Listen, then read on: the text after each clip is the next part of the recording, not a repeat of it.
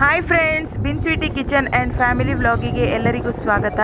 ನಾನಿವತ್ತೊಂದು ವಿಶೇಷವಾದ ಜಾಗವನ್ನು ನಿಮಗೆ ತೋರಿಸ್ತೇನೆ. ನಾವು ಮಧುರಿಂದ ವಾಪಸ್ ರಿಟರ್ನ್ ಮನೆಗೆ ಬರ್ತಾ ಇರುವಾಗ ನಮಗೆ ಅಲ್ಲೊಂದು ಮಣ್ಣಿನ ರಾಶಿ ಇರುವ ವಿಷಯ ಮೊದಲೇ ಗೊತ್ತಿತ್ತು. ಸೊ ಅದನ್ನು ಹುಡುಕ್ತಾ ಇರುವಾಗ ಅದು ಕಂಡಿತ್ತು. ಆದರೆ ಅದು ಫುಲ್ ಮರ ಗಿಡ ಪೊದೆಗಳಿಂದ ಆವೃತಗೊಂಡಿತ್ತು.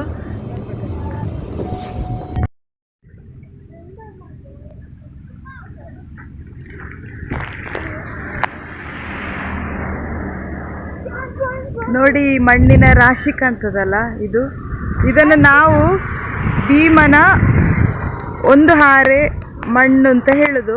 ಆ್ಯಕ್ಚುಲಿ ಇದು ಮೈಲಾರಸರು, ಇಲ್ಲಿನ ಅರಸರಿದ್ರು ಮೊದಲಿಂದ. ಅವರು ಕೋಟೆ ಕಾಯ್ಲಿಕ್ಕೋಸ್ಕರ ಇದನ್ನು ಮಾಡಿದ್ದು ಅಂತ ಹೇಳ್ತಾರೆ. ಇದು ಕೇರಳದ ಕಾಸರಗೋಡು ಡಿಸ್ಟ್ರಿಕ್ಟಿನ ಮಧುರಿಂದ ಮಾನ್ಯಕ್ಕೆ ಹೋಗುವ ದಾರಿಯಲ್ಲಿ ಸಿಗ್ತದೆ.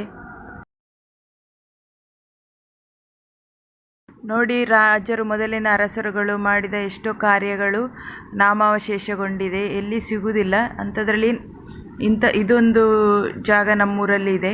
ಸೊ ಅದನ್ನು ನಿಮಗೆಲ್ಲ ತೋರಿಸೋ ಒಂದು ಭಾಗ್ಯ ನನಗೆ ಲಭಿಸಿತು.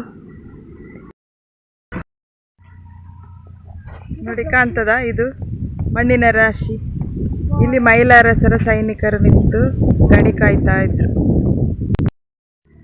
ಮೊದಲಾದ್ರೆ ಇದು ಖಾಲಿ ಇತ್ತು. ಈಗ ಮಳೆ ಎಲ್ಲ ಬಂದು ಗಿಡ ಮರಗಳೆಲ್ಲ ಬೆಳೆದು ನೋಡಿ, ಈಗ ಎಲ್ಲರೂ ಬಿಲ್ಡಿಂಗ್ ಕನ್ಸ್ಟ್ರಕ್ಷನ್ ಮಾಡುವ, ಮನೆ ಕಟ್ಟುವ ಕಸ, ಪ್ಲಾಸ್ಟಿಕ್ ಇದೆಲ್ಲ ತಂದಲ್ಲಿ ತುಂಬಿಸಿ ಹಾಳು ಮಾಡ್ತಾ ಇದ್ದಾರೆ. ನೋಡಿ, ಈ ಸೈಡಿನಿಂದ ಮಣ್ಣಿನ ರಾಶಿ ಚೆನ್ನಾಗಿ ಕಾಣ್ತಾ ಇದೆ. ನಾವು ಸಹ ಅದೇ ರೀತಿ ಬಿಲೀವ್ ಮಾಡಿದ್ದೆವು, ಭೀಮನ ಒಂದು ಹಾರೆ ಮಣ್ಣಿನ ಈ ರಾಶಿ ಇದು ಅಂತೇಳಿ. ಆಮೇಲೆ ಒಬ್ಬರ ಹತ್ರ ಕೇಳಿದಾಗ ಅವರು ಹೇಳಿದರು, ಅಲ್ಲ, ಇದು ಮೈಲಾರ ಅರಸರ ಸೈನಿಕರು ಇಲ್ಲಿ ಮೇಲೆ ನಿಂತು ಸಮುದ್ರದಲ್ಲಿ ಯಾರಾದರೂ ಶತ್ರುಗಳು ಬರ್ತಾರಾ ಅಂತೇಳಿ ನೋಡಲಿಕ್ಕೋಸ್ಕರ ಇದು ಮಾಡಿದ್ದು ಅಂತ ಹೇಳಿದರು.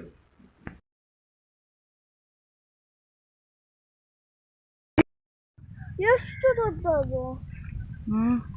ಮತ್ತೆ ಯಾಕೆ ಅದನ್ನ ಹಾಗೆ ಹೇಳೋದು? ಇದು ಮೊದಲು ಮೈಲಾರಸರ ಸೈನಿಕರು ಇಲ್ಲಿ ನಿಂತ್ಕೊಂಡು ಕಾಯ್ತಾ ಇದ್ದದ್ದು, ಅಲ್ಲಿ ಶತ್ರುಗಳು, ಸಮುದ್ರದಲ್ಲಿ ಶತ್ರುಗಳು ಬರ್ತಾರಾ ಅಂತೇಳಿ ನೋಡ್ಲಿಕ್ಕೋಸ್ಕರ ಇದ್ರ ಮಣ್ಣಿನ ರಾಶಿ ಮಾಡಿದ್ದು. ಇದರ ಮೇಲೆ ನಿಂತ್ಕೊಂಡು ಸೈನಿಕರು ಕಾಯ್ತಾ ಇದ್ದದ್ದು. ಹೌದಾ?